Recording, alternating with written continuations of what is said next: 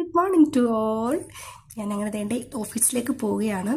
ഇന്ന് സാറ്റർഡേ ആണ്, അതിൻ്റെ ഒരു സന്തോഷമൊക്കെ ഉണ്ട് എനിക്ക്. വീക്കെൻഡാണ്, നാളെ ലീവാണ്. മാസ്ക് വെച്ചിരിക്കുന്നത് ചെറിയൊരു പനിയുണ്ട്, അതുകൊണ്ടാണ് മാസ്ക് ഒക്കെ വെച്ച് പോയേക്കുന്നത്.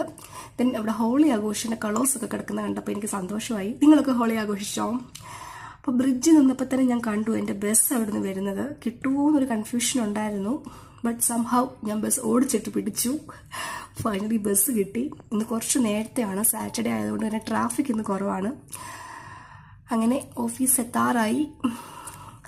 ഫൈനലി ഓഫീസിൽ ബസ് സ്റ്റോപ്പിൽ ഞാൻ ഇറങ്ങിയപ്പോൾ തന്നെ മനോഹരമായ ബൊഗെയിൻ വില്ലയാണ് കാണുന്നത്. പല കളേഴ്സ് ഇങ്ങനെ മിക്സ്ഡ് ആയിട്ട് നിൽക്കുന്ന കാണാൻ നല്ല ഭംഗിയുണ്ടായിരുന്നു. അങ്ങനെ finally I reach my destination.